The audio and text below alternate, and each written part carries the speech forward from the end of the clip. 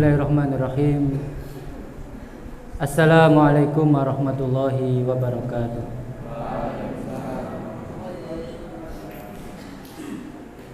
Innal hamdalillah nahmaduhu wa nasta'inuhu wa nastaghfiruh wa na'udzu billahi min syururi anfusina wa min sayyiati a'malina. May yahdihillahu fala mudilla lahu wa may yudlil fala hadiya lahu. Wa asyhadu an la ilaha illallah wahdahu la syarika lah wa asyhadu anna Muhammadan abduhu wa rasuluh la nabiyya wa la rasula ba'da. Allahumma salli wa sallim wa barik ala nabiyyina Muhammadin wa ala alihi wa ashabihi wa man tabi'ahum bi ihsanin ila yaumiddin. Amma ba'du, fa inna asdaqal hadisi kitabullah wa khairal hadi hadi Muhammadin sallallahu alaihi wasallam wa syarrul umuri muhtasatuhā fa inna kulla muhtasatin bid'ah wa kulla bid'atin dhalalah wa kulla dhalalatin finnar. Ma'asyiral muslimin wal muslimat, ikhwani wa akhwati fiddin, rahimani wa rahimakumullah. Alhamdulillah, mari kita bersyukur pada Allah Subhanahu wa taala. Tidak terasa kita sudah masuk pada malam yang ke-12. Seakan-akan kemarin baru saja kita mulai Ramadan. Kita ucapkan marhaban ya Ramadan. Tapi tidak terasa kita sudah masuk ke malam 12. Maka marilah kita bermuhasabah. Marilah kita mengoreksi apa yang telah kita lakukan di 11 hari yang lalu. Apakah kita betul-betul menganggap Ramadan ini istimewa, atau hanya seperti bulan-bulan biasa? Bedanya hanya menahan lapar dan haus. Ini adalah momen yang sangat istimewa. Maka seorang muslim tidak pantas, tidak layak menyia-nyiakan waktu yang telah diberikan oleh Allah Subhanahu wa taala ini. Para sahabat, para salafus saleh dulu, mereka 6 tahun, 6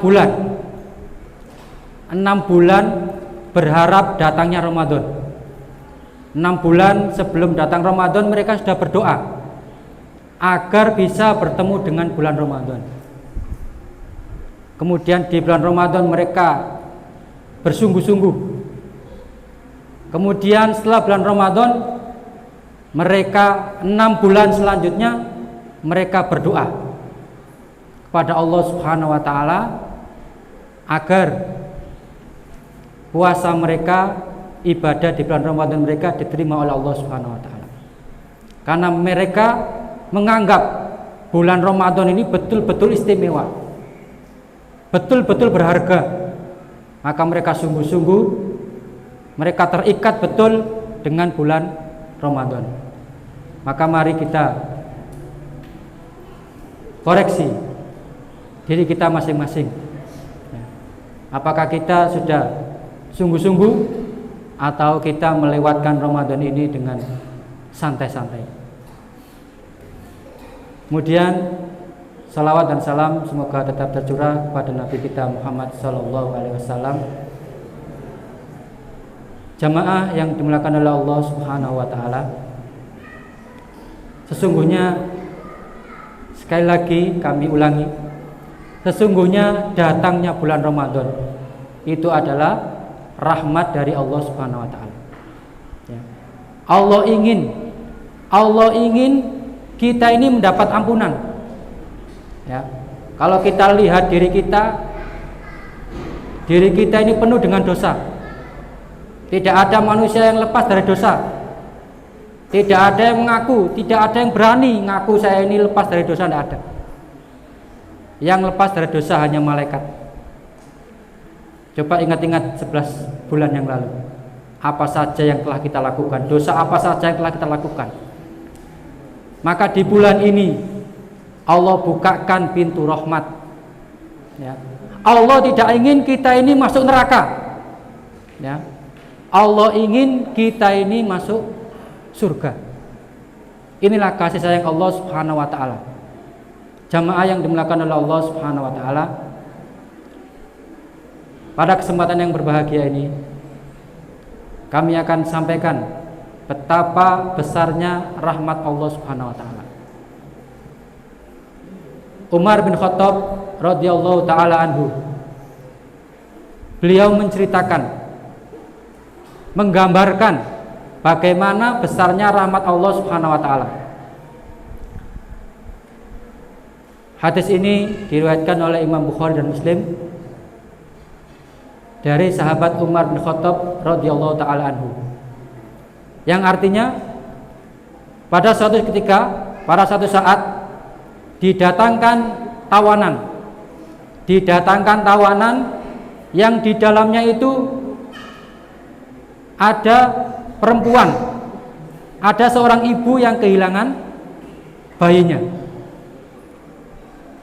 Didatangkan kepada Rasulullah. Kemudian sang ibu tadi menemukan bayi, kemudian bayi itu diambil dan didekatkan kepada perutnya, kemudian disusui bayi tersebut. Sang ibu sangat rindu, sangat sayang kepada anaknya. Maka Rasulullah SAW dengan rahmatnya, dengan kasih sayangnya, memberikan sabdanya yang ini merupakan pelajaran bagi kita.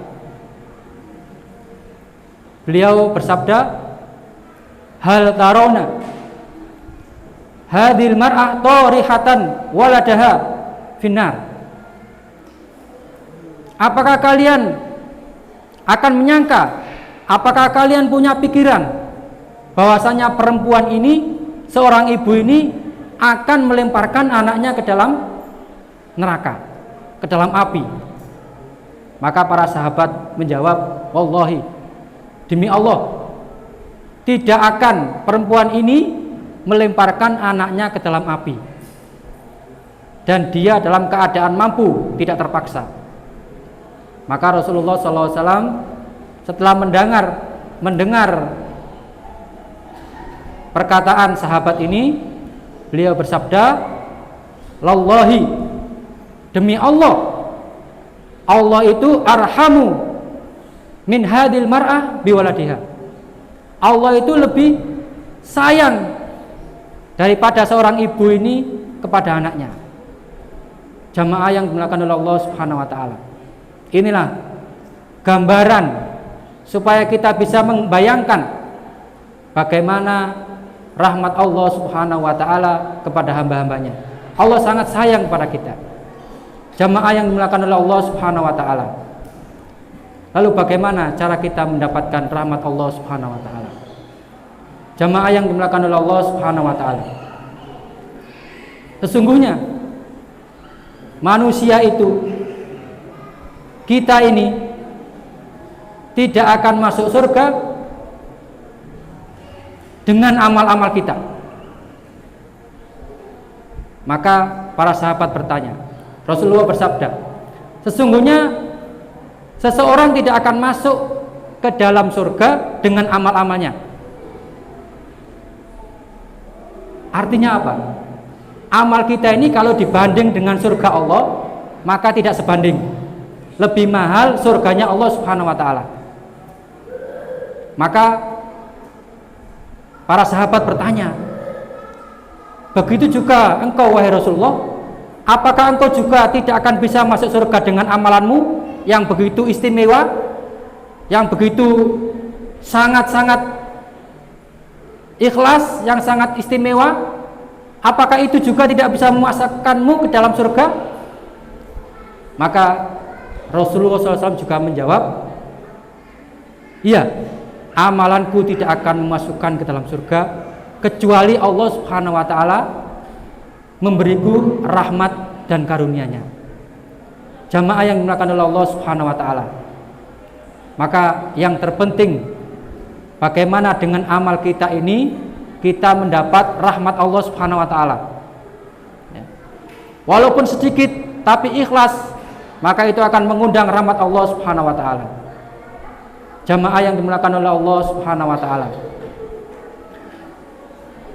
Terakhir kami tutup dengan sebuah kisah bagaimana kasih sayang Allah Subhanahu wa taala kepada hamba-hambanya. Bagaimana Allah membalas amalan yang kecil dengan pahala yang sangat istimewa. Kisah ini dibawakan oleh Ibunda Aisyah radhiyallahu taala anha yang diriwayatkan oleh Imam Muslim. Aisyah menceritakan bahwasanya Ibunda Aisyah ini didatangi oleh seorang ibu yang miskin. Dia membawa kedua anaknya. Datang kepada Rasulullah, datang kepada Aisyah dalam keadaan lapar. Maka Aisyah memberi mereka 3 kurma. Aisyah memberi mereka 3 kurma. 2 untuk anaknya, 1 untuk ibunya. Nah, kemudian sang anak dua-duanya ini sudah merasakan atau sudah menyantap kurma yang diberikan oleh Aisyah. Setelah selesai baru sang ibu ini ingin memakan kurmanya. Baru mau diangkat ke mulutnya. Ya. Kemudian pas diangkat ke mulutnya, dua-dua anaknya ini melihat kepada sang ibu. Kayaknya kepingin dengan kurma tersebut. Ya. Akhirnya ya, ini seorang ibu ya. Ibu kita itu sangat sayang pada kita. Ya. Kita nggak tahu mungkin, tapi perasaan seorang ibu sangat sayang pada kita. Kemudian kurma tadi nggak jadi dimakan, dan akhirnya kurma tadi dibelah menjadi 2. Yang setengah dikasihkan anaknya yang 1, yang setengah dikasihkan anak yang 1. Kemudian sang ibu tidak makan, kemudian pergi.